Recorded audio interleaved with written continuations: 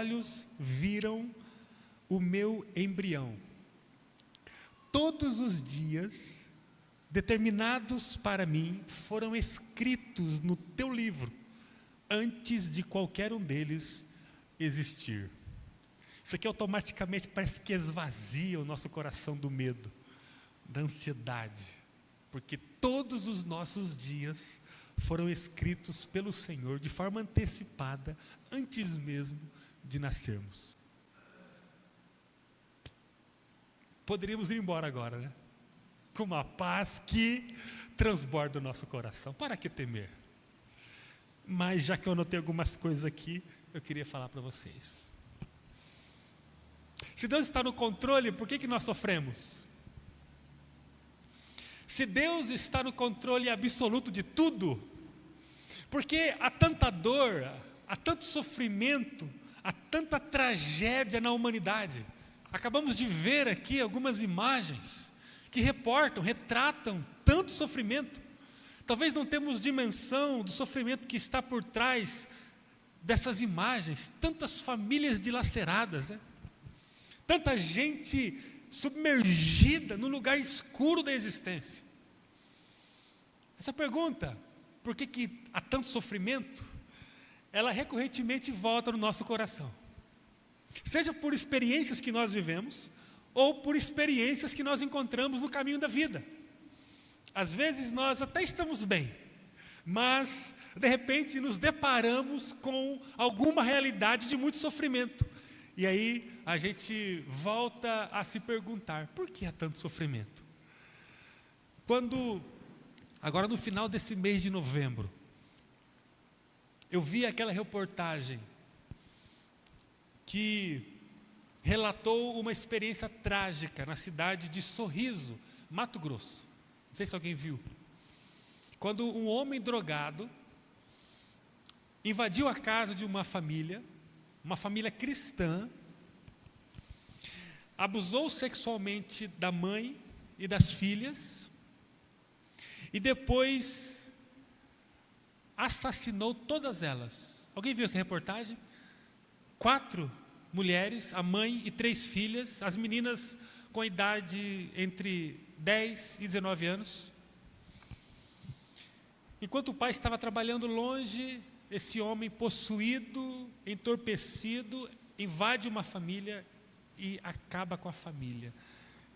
Na hora, quando eu vi a reportagem, eu fiquei curioso, eu comecei a acessar os canais locais que traziam mais informações sobre o caso. Meu Deus, meu coração foi tomado pela pergunta: por que tudo isso?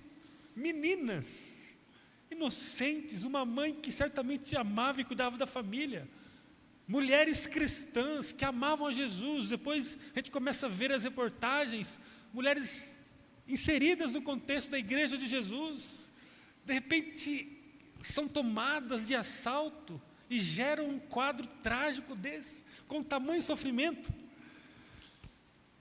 Eu proponho nessa noite uma meditação muito singela, porque não seria possível responder integralmente essa pergunta, mas eu quero refletir com vocês sobre o sofrimento.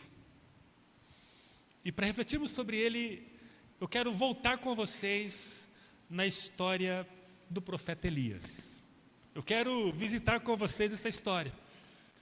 E se você não conhece essa história, ou a história do profeta Elias, você vai conhecer um pouquinho hoje. Um homem que viveu há quase 900 anos antes de Cristo. Então ele está bem longe de nós. Mas é uma história bíblica que enche o nosso coração. E para isso, eu quero mais uma vez convidar você. Nós vamos ler 1 Reis capítulo 17.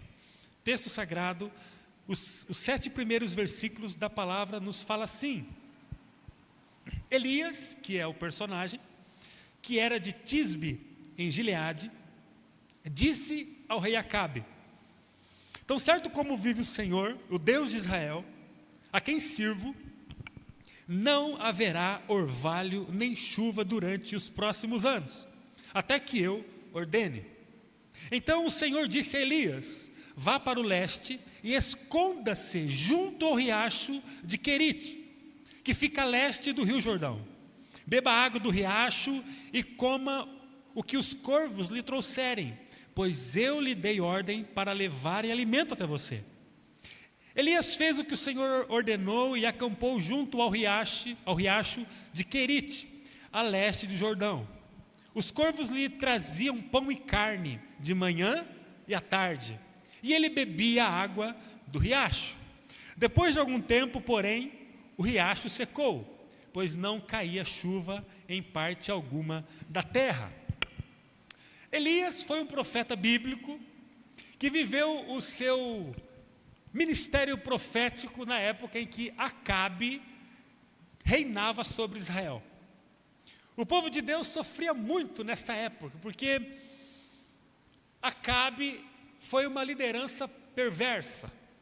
Na época de Acabe, Israel foi marcada por abuso de poder, por perversidade sexual. Quando estudamos a história do povo de Israel, nós encontramos, na época de Acabe, um período em que o povo invadiu cerimônias religiosas com sexo perverso. Na época de Acabe, a nação, ela mergulhou na ganância, na idolatria. Foi um tempo muito sombrio para o povo de Israel. Na época de Acabe, a nação deixou as portas do palácio sem referência de temor a Deus. E toda a sujeira foi entrando. E por consequência, houve então um adoecimento muito acentuado. Acabe foi o rei mais ímpio de Israel. Israel, povo de Deus. E para ajudar, a mulher do Acabe era uma sem caráter. Era uma mulher totalmente desvirtuada, usada por Satanás. Acabe não teve firmeza e também não teve temor diante do seu chamado monárquico para reinar sobre Israel. Ele foi um homem de opinião muito fraca e também não teve nenhuma personalidade. Podemos afirmar que Acabe ele foi um homem frouxo. Conhece a expressão frouxo? Acabe foi um homem frouxo. E para piorar a situação do povo de Deus, diante de um rei frouxo, ele se casou com uma mulher sanguinária. A mulher dele era uma mulher de ambições desmedidas, com uma personalidade muito forte. Ao invés de casar-se com uma mulher temente a Deus, a gente encontra na história que Acabe ele se casou com uma fenícia, uma mulher que viera de um povo totalmente pagão. Uma mulher que, para se ter uma ideia, tinha na sua figura paterna, o seu pai era um sacerdote da deusa Azerá. A deusa Azerá era a principal deusa da fertilidade. Então, Acabe se casou com essa mulher terrível, chamada Jezabel. E a nação de Israel, o povo de Deus, se viu durante um tempo sendo governado por esse casal maligno. Essa mulher ela foi tomada por desejos inescrupulosos. O resumo dessa história é que o trono de Israel estava na mão do rei, mas quem governava mesmo era a sem vergonha da sua esposa, chamada Jezabel. Informalmente, o controle do reino foi se perdendo e foi sendo infiltrado uma adoração a Baal, a idolatria, tudo aquilo que Deus havia construído através das leis mosaicas foram sendo deturpados por esse governo. Nesse contexto terrível, todo mundo imaginou aí como que a situação estava, a bagunça que estava a casa. Nesse contexto aparece o tal do Elias. Um homem sem uma fama, sem uma origem real, um homem lá do bairro, sem nenhuma descendência nobre. O tal do Elias, ele começa a pronunciar o julgamento de Deus contra o rei, contra a rainha e contra todo o povo. Certo dia, Elias chegou no palácio de Acabe, olhou bem para o Acabe e falou o que para ele? A casa vai cair. Estou aqui parafraseando o que o texto diz.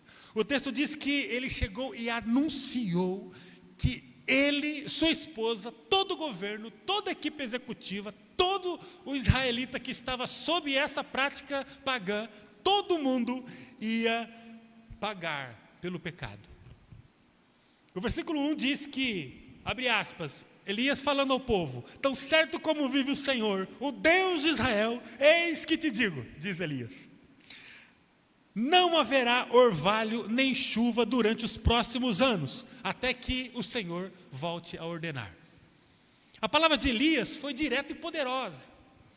Ele, com um alto grau de ameaça, disse que todo mundo ia começar a morrer.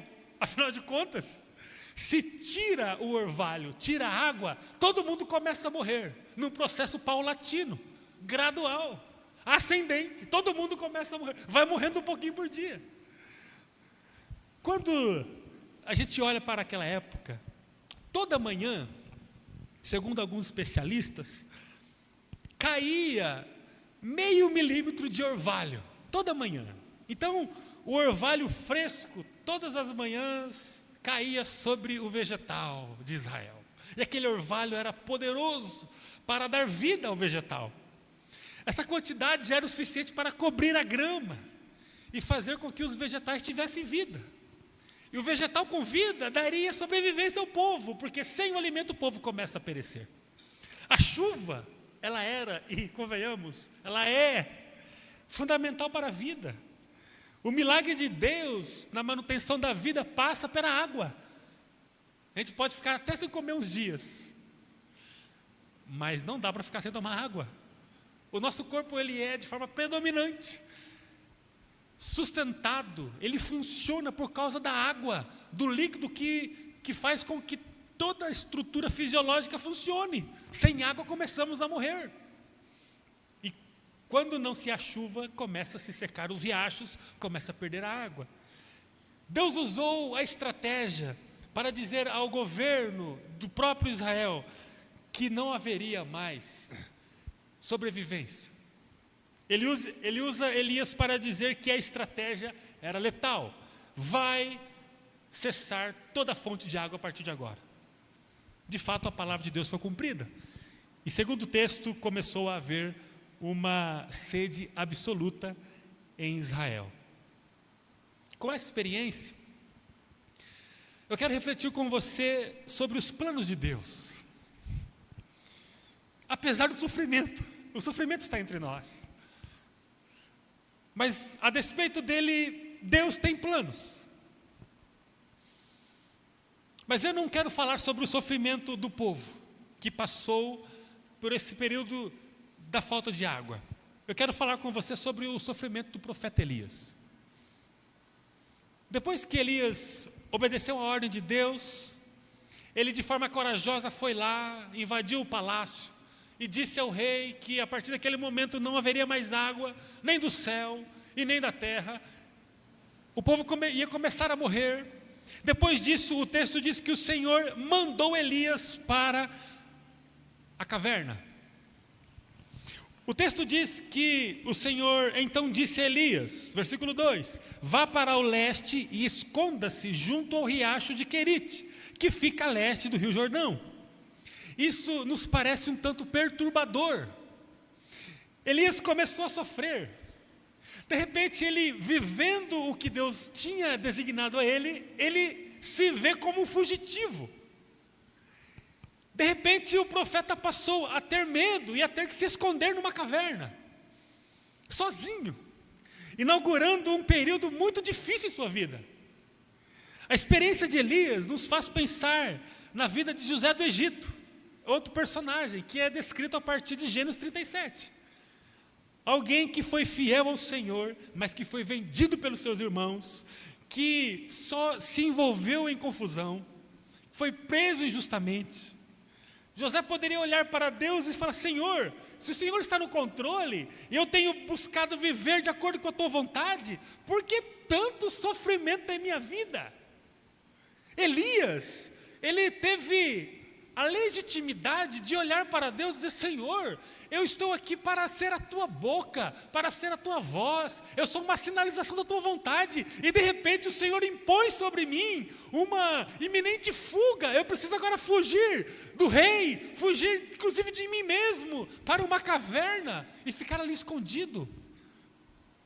Elias passou muito tempo diante dessa grande dificuldade, dessa crise existencial, fugindo. O sofrimento se instalou na vida dele. A situação regular seria Acabe, a sua esposa e todos os idólatras de Israel sofrerem as consequências, não o profeta. Anote uma coisa no seu coração: o sofrimento na vida é cenário natural. O palco da vida é um palco de sofrimento. Os patriarcas sofreram, os profetas sofreram, Jesus sofreu, os apóstolos sofreram, a igreja neotestamentária que está descrita no livro sagrado sofreu, nós sofremos. O sofrimento é contingência natural da vida. Mas eu quero considerar, para terminar, 3 coisas com você. Que apesar do sofrimento que nós temos, que está entre nós, que está no nosso palco, Deus tem plano para nós. Há 3 coisas que quero considerar. A primeira coisa: Deus tem planos no nosso sofrimento. O sofrimento é um lugar onde Deus trata a nossa vida. Tenho certeza que se pudéssemos, todos nós, entrarmos nesse momento numa máquina poderosa de radiografia, nós encontraríamos aqui níveis diferentes de sofrimento. Talvez o sofrimento do Jefferson não é tão grande quanto o sofrimento do Saulo nesse momento, que é muito menor do que o sofrimento da irmã Maria agora. Nós temos níveis diferentes de sofrimento entre nós, mas independente do cenário momentâneo, porque na vida todo cenário é momentâneo. Na vida todo cenário é momentâneo. Não há estabilidade. Na vida os cenários eles são alternados o tempo todo. Independente do momento que você está passando hoje, independente do que ainda há pela frente, saiba que todos os seus dias foram escritos num livro da vida pelo próprio Deus, e Ele já viu todos os dias. E você pode ter momentos difíceis ainda, ou você pode estar passando por um momento difícil hoje, mas saiba que Deus tem plano na sua vida, independentemente do cenário que você esteja vivendo hoje. Deus levou Elias para um lugar bem difícil. A caverna não era confortável. Ninguém gostaria de viver numa caverna, fugido, numa época de escassez que a própria água estava acabando. Mas, segundo a experiência de Elias, Deus tinha um projeto, um plano para a sua vida, mesmo no meio do sofrimento. E quando nós estamos diante do sofrimento, segundo a experiência de Elias, nós encontramos a provisão de Deus. E a provisão de Deus, ela vem através de 2 formas. A primeira forma é a provisão natural. Interessante que Deus diz a Elias no versículo 4, Elias, beba a água do riacho. Você está na caverna, há um lugar de sofrimento aí, mas beba a água do riacho. Deus, Ele proveu naturalmente o sustento de Elias em meio ao sofrimento. Bastava ele ir até o riacho e tomar a água. Deus preparou o riacho em meio à seca para sustentar o seu servo. Mas também, além da provisão natural, tem, de forma muito clara no texto, a provisão sobrenatural, porque o texto diz que Deus ordenou que os corvos alimentassem Elias, versículo 4. Essa decisão mostra que Deus ele faz qualquer coisa para abençoar os seus em meio ao sofrimento. Interessante que o corvo é o tipo de abutre que ele tem um apetite enorme, Conhece alguém que tem um apetite muito grande? Então, dá para você ter uma ideia de como é o corvo. O corvo, ele gosta de comer tudo o tempo todo. Então, tudo que está à sua vista é pouco para ele. Então, ele gosta de comer muito. Eles são conhecidos, inclusive, pasmem, por deixar os filhotes com fome para se alimentar. Esse é o corvo. Engraçado, porque Deus escolhe os corvos para dar pão e carne para o tal do Elias. Isso é um milagre sobrenatural de Deus. Olha, Deus tem planos para você no sofrimento. E olha, quando você se ver no sofrimento, seja pela razão que for, o tema que for, o grau que for, saiba que Deus vai sustentar você. Pela ordem natural. Porque Ele vai colocar do seu lado pessoas com a Bíblia aberta, orando por você. Aí você vai buscar a tua Bíblia na estante e vai começar a lê-la. Você vai parar de ficar vendo coisas estragadas na internet e vai começar a ouvir as músicas do Tiagão. Aleluia, Tiagão? Você vai no Spotify e vai lá baixar todas elas. Você vai ouvir a mensagem do domingo à noite aqui da igreja. Quantos está fazendo caminhada? Escuta a mensagem. Não é possível que vocês entendem tudo que eu falo no domingo aqui. Às vezes eu escuto e eu não entendo algumas coisas. Falo, o que eu disse? Eu volto a mensagem e eu tento entender o que eu falei. Vocês não têm esse poder todo de absorção. Tem que ouvir de novo. O trabalho do Andrei, da comissão de comunicação, para converter a mensagem em podcast, né, Andrei, em áudio, é enorme. Vamos valorizar o trabalho. Vamos ouvir pelo menos umas 2 vezes a mensagem. Aí depois você vai perceber como que Deus vai falando coisas diferentes com a mesma palavra. E Deus, Ele dá o natural. Vamos buscar informação, vamos estar no pequeno grupo, vamos estar no discipulado, vamos estar na celebração, vamos trabalhar, vamos cuidar do nosso culto doméstico. Ore com as pessoas da tua casa. Se você começar a orar com as pessoas da sua casa, você não vai atiçar o Satanás. Vou explicar. Pastor, comecei a orar com a minha família, ali a Bíblia, começou a vir tanta coisa ruim para o nosso lado. Já ouviu alguém falar isso? Meu Deus, tu está com medo, eu acho que vou parar a oração pelo menos uma semana. Porque é tanta provação que vem, em nome de Jesus, pode orar. Você vai ter vida, a presença de Deus no meio da sua família. Ou seja, tem um jeito natural de buscar a sobrevivência, mesmo no momento de sofrimento. Mas tem coisas que a gente não consegue alcançar. E Deus vai dar a você. Deus vai fazer o milagre necessário para cuidar de você no meio do sofrimento. Por quê? Porque Ele tem plano. Segunda coisa, Deus fala em meio ao sofrimento. Deus fala em meio ao sofrimento. Então, versículo 9. O Senhor disse a Elias: vá morar em Sarepta, perto da cidade de Sidom. Dei ordem a uma viúva que mora ali para lhe dar alimento. Não tente entender o que Deus está fazendo. Apenas siga o caminho que Ele está apontando. Deus falou, eu vou puxar aqui só 3, tá? 3 loucuras para Elias, quando Ele o ordena ou o direciona a ir para Sarepta.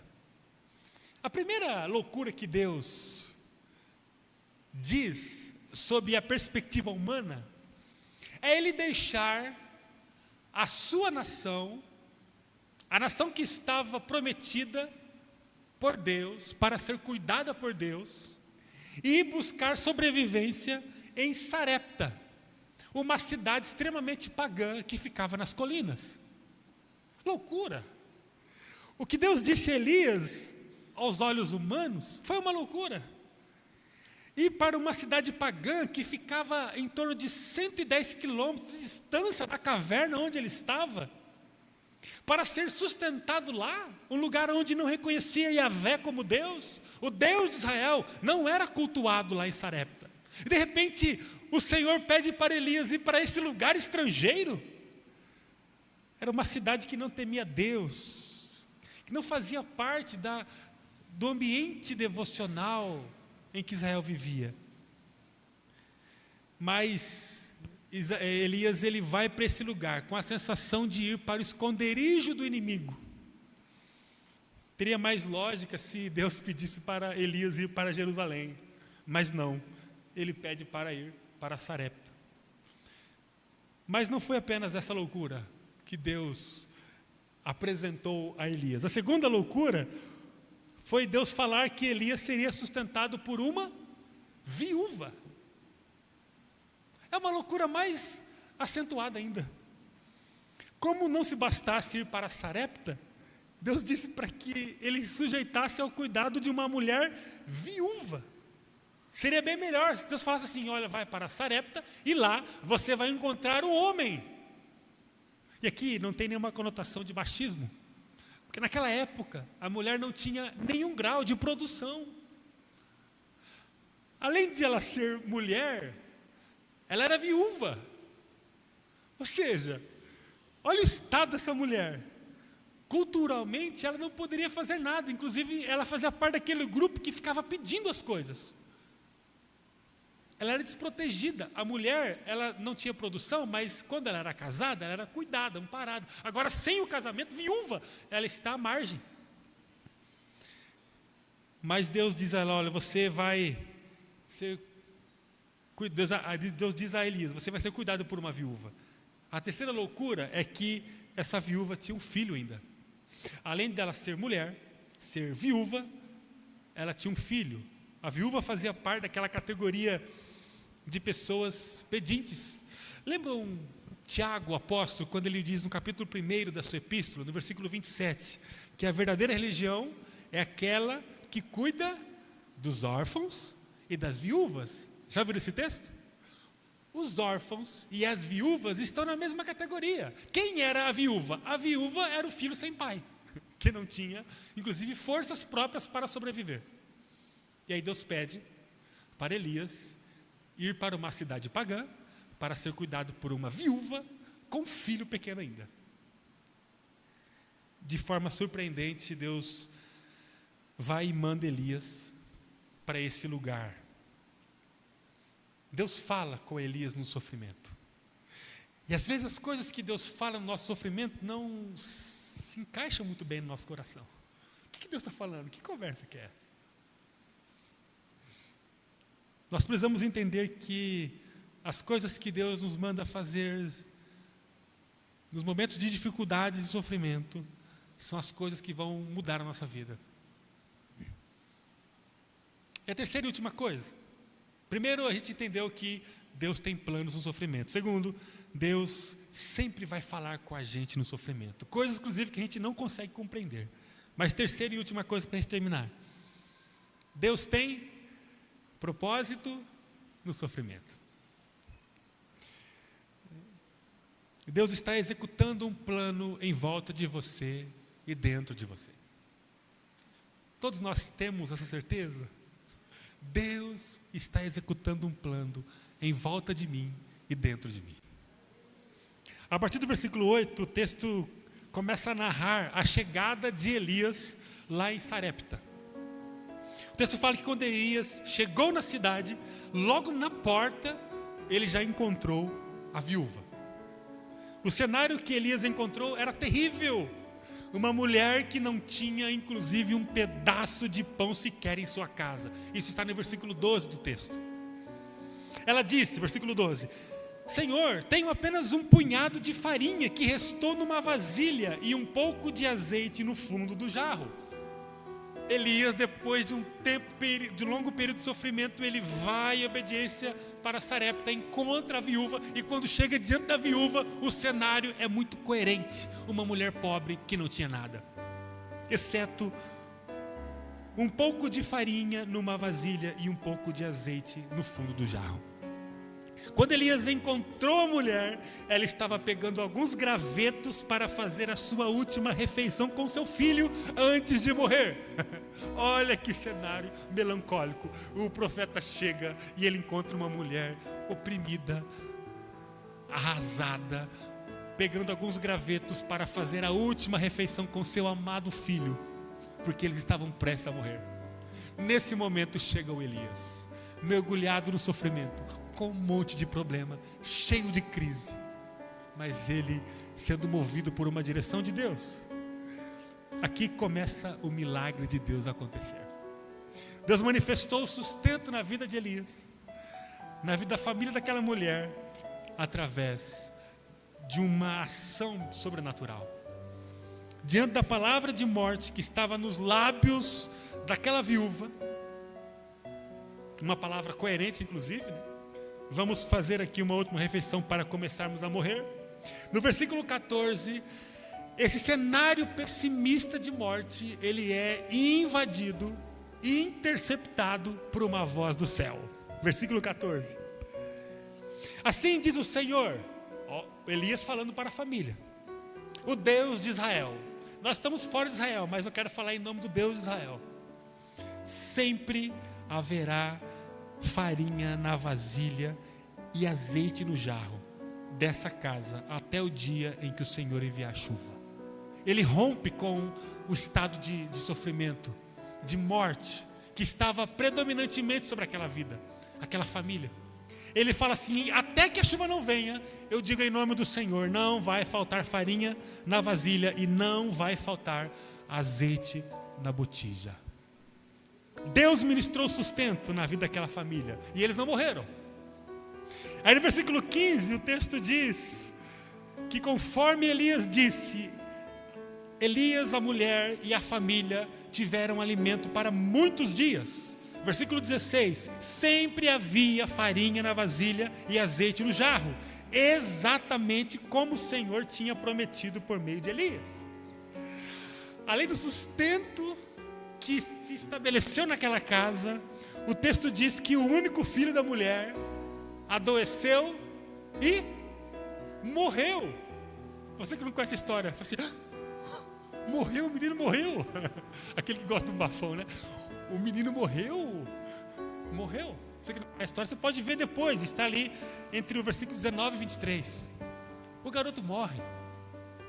O pessoal comendo, gente, Deus falou que não vai faltar e não faltava mesmo. E aí a mulher, meu Deus, obrigado, que milagre, olha, eu reconheço Deus, de fato você veio como profeta de Deus mesmo. Você estava mal também, né? Mas você veio em meio ao sofrimento e entendeu que Deus tinha um plano sobre a sua vida, um propósito na sua vida, que coisa boa. De repente o menino adoece e vem a óbito. Depois de constatado o óbito do garoto, diz o texto que Elias pegou o filho e ministrou vida sobre ele. Os versículos, vou ler rapidinho aqui. Olha só o que o texto fala. Dê-me seu filho, depois de morto o menino. Dê-me seu filho, o profeta diz. Ele tomou o corpo do menino dos braços dela. Olha só o estado, a cena. Ele tomou o corpo dos braços da mãe, carregou-o para o andar de cima. Isso está no versículo 19. Onde estava hospedado, e o pôs na cama. Então Elias clamou ao Senhor, ó Senhor meu Deus, por que trouxeste desgraça a esta viúva que me recebeu em seu lar e fizeste o filho dela morrer? Em seguida, Elias se deitou sobre o menino 3 vezes e clamou ao Senhor, ó Senhor meu Deus, por favor, permita que a vida volte a este menino. O Senhor ouviu a oração de Elias e o menino voltou a viver. Elias o levou para baixo e o entregou à mãe. Veja, o seu filho está vivo. Ufa, ressuscitou o garoto. Em nome de Jesus, Deus tem plano para a sua vida. Deus tem planos no sofrimento. Eu não sei como você está hoje, qual é o grau de sofrimento da sua vida, mas olha, Deus tem plano para você. Ele vai usar a provisão natural, Ele vai usar a provisão sobrenatural para lhe beneficiar naquilo que for preciso. Em nome de Jesus, todos os seus dias foram escritos no livro da vida. E Deus já viu o último parágrafo. É tempo de celebrarmos. Está tudo bem, mas está tudo bem por causa da nossa força? Não, por causa da força do Abba. Deus está com a nossa vida em seus braços, no seu colo. Você tem que começar um dia, profeticamente, dizendo para si, para o mundo, todos os meus dias já foram escritos no livro da vida. E Deus já viu tudo e viu que tudo é joia, vai terminar bem. Ele me falou que vai terminar bem. É tempo de vivermos, apesar do sofrimento, toda a bênção que é a presença de Deus. Mas entenda uma coisa, Deus tem um propósito, Deus tem um plano.